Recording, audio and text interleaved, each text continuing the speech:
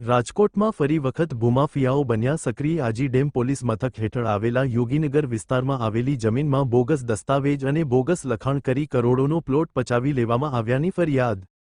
જમીન માલિકના વારસદારો આવ્યા મીડિયા સામે। Aji dam police, deputy police commissioner, collector અને ગૃહ વિભાગને સમગ્ર મામલે કરી છે ફરિયાદ। ફરિયાદ કરવા છતાં કોઈ કાર્યવાહી ન કરવામાં આવી। આજી ડેમ પોલીસ મથકના તપાસ અધિકારી સામે ગંભીર આરોપ। અમારી મેટર ઉપર ન્યાયસંગત તપાસ નથી થઈ રહી। લેભાગો પ્રત્યે પોલીસની મીઠી લાગણી અને વહીવટ વગર કોઈ કાર્યવાહી ન થતી હોવાની પણ ફરિયાદ। પ્લોટ ધારકના વારસદાર જાગૃત માસુમભાઈ શાહે લગાવ્યા છે આરોપ। અરજણ કેશવાલા તેમજ રામ કેશવાલા સહિતને આ કૌભાંડ આચર્યું હોવાની ફરિયાદ। મારું નામ જાગૃત માસુકલાલ શાહ, ઓરિજિનલી રાજકોટનો રહેવાસી છું, હાલમાં મુંબઈ રહું છું। શું તમારી આ ઘટના શું બની? ઘટના છે એ એટલી બધી ડ્રામેટિક છે કે જે મારા ઓરિજિનલ દસ્તાવેજો છે એ જેની પાસેથી મેં જગ્યા લીધી એના દસ્તાવેજો ફોર્જ કર્યા। ઈશાર ખાન નામના એક ભાઈએ જેણે પાવર ઓફ અટર્ની બનાવી, ભગવાનજીભાઈ મંગલજીભાઈ નથવાડીની, અને એ પાવર ઓફ અટર્નીથી આ ભૂમાફિયાઓએ એના પછીના સક્સેસિવ ડોક્યુમેન્ટ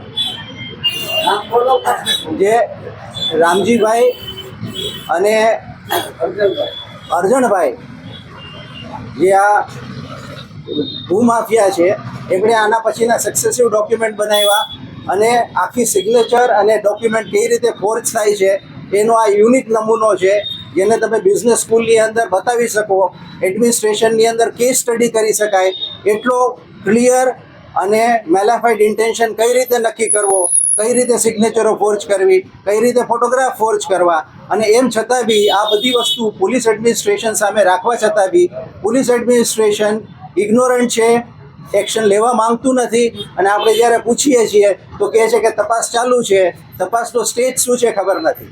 તમને કેવી રીતે ખબર પડી કે તમારા બોગસ આવા દસ્તાવેજો બનાવ્યા? અમે મારી ઉંમર છે અત્યારે 64 વર્ષની। હું છેલ્લા 1991થી મુંબઈ રહું છું।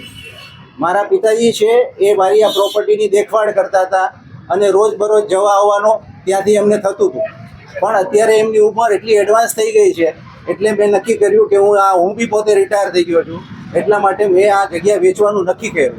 એટલે થોડા સમય પહેલાં મેં એડવર્ટાઇઝમેન્ટ આપી કે આ બાયર છે અને મારે આ જગ્યા વેચવી છે, તો એના માટે મને ઓબ્જેક્શન આવ્યા।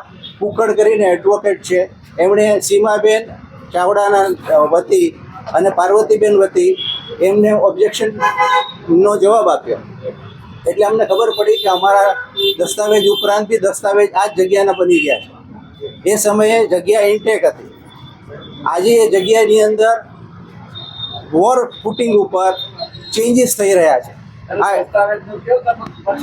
હા, અમે આ તપાસ કરી, તપાસ કર્યા પછી સક્સેસિવ ડોક્યુમેન્ટ અમે રજિસ્ટ્રી ઓફિસમાંથી કઢાવ્યા તો એમાં જાણવા મળ્યું કે અમારા પછી 4 દસ્તાવેજો થઈ ગયા છે સક્સેસિવલી। પ્રોપર્ટીનું સબ ડિવિઝન થઈ ગયું છે અને 4 દસ્તાવેજો થઈ ગયા છે। હવે આનું ઓબ્જેક્શન અને આ અમે એપ્રિલ મહિનાની અંદર પોલીસ સ્ટેશનમાં કમ્પ્લેન લોન્ચ કરી, ડિટેલ કમ્પ્લેન હતી, એમાં પૂરા સક્સેસિવ ડોક્યુમેન્ટ, પૂરી સિગ્નેચર અને રજિસ્ટ્રારમાંથી લાવેલા ડોક્યુમેન્ટ અમે પોલીસને આપ્યા। પોલીસે એ બધી વસ્તુ પૂરી ફાઇલ એ સ્ટડી કરવા માટે અમે પોલીસને એક્સપ્લેન કરી કે ભાઈ આમાં સક્સેસિવ ડોક્યુમેન્ટ ક્યાં ક્યાં ફોર્જ થયેલા છે। અમે આજી પોલીસ સ્ટેશનની અંદર આપ્યા અને એમને પૂરેપૂરું ડોક્યુમેન્ટ બધા સમજી લીધા કે ડોક્યુમેન્ટ કઈ રીતે ફોર્જ થયા છે, કઈ રીતે શું થયેલું છે, પણ એમને કાર્યવાહી કોઈ કરી નથી। આજે બી તમે પૂછશો તો કે કાર્યવાહી ચાલુ છે। તમારી પાસે કોઈ માંગણી કરવામાં આવી છે?